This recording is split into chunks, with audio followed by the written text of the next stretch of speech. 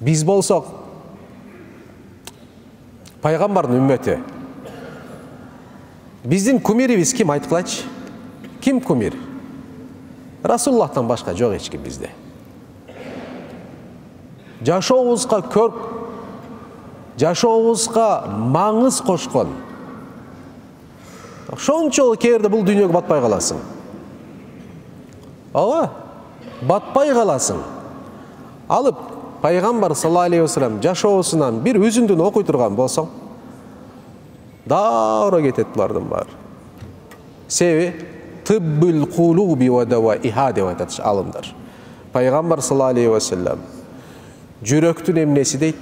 Дарыгери жана дарысы деп айтат. Пайгамбар саллаллаху алейхи ва салламдын жашоосу жүрөгүбүзгө шифа болот. Мусулманмын деген инсан, туугандарым, мусулманмын деген инсан ар бир кадамында Пайгамбар саллаллаху алейхи ва салламды эстеп туруш керек. Пайгамбар болсо бул жерде кандай мамиле кылат деген суроону өзүнө бериш керек. Эми бул Рамазанда Пайгамбарыбыз бизге эмне чоң үлгү болуп атат. Ар бир Рамазандын түнү Жабраил алейхиссалам түшөт эле, экөө маектешет эле, Пайгамбар саллаллаху алейхи ва саллям Жабраилге Куранды окуп берет эле. Айтылат акыркы жолугуда Пайгамбар саллаллаху алейхи ва саллям Азирети Жабраилге баштан аягына чейин Куранды 3 жолу хатым кылып берген экен. Жабраил алейхиссалам дагы Пайгамбарга 3 жолу хатым кылып берген экен. Мындай бир жолугу болду. Эки улуу заттын Алланын каламын оккан учурда кандай нерселер пайда болду экен деп келесиң да. Себеби том жазылган тафсир китептер. Ооба? Куран боюнча жазылган тафсир китептерди топтой турган болсоң, могу жерге батпай калат. А бул тафсир китепти Азирети Пайгамбардын жүрөгүндөгү Куран илиминен океандагы бир эле тамчы болуп эсептелет. Мени түшүнүп атасыздарбы? Ия. Ошол эки зат. Жабраил айтпай эле коюңуздар. Периштелердин эң улуусу. Экөөнүн ортосунда Куран маселеси.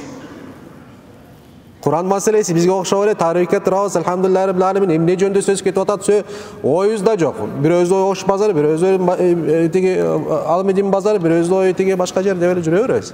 Качан бүтөт экен, эмне болот экен деп эле отура беребиз ошондой кадымга түшкөндөр. Биздикинде эмес, аны билиш керекпиз. Аны эч качан салыштырбаңыздар. Пайгамбар Жабраилге Куран окуду, Жабраил Пайгамбар Куран окуду. Биз Куран оккандай эле элестетпеңиздер. Аллах. Ал жерде такыр башка нерселер болгон. Мына ошол жолугу маанилүү бир жол экен, да?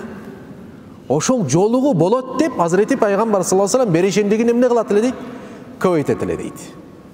Ошондуктан бул хадиске таянып туруп алымдарыбыз айтат, момундардын Рамазанда эң чоң амалдардан бирөөсү садака берүүлөрү.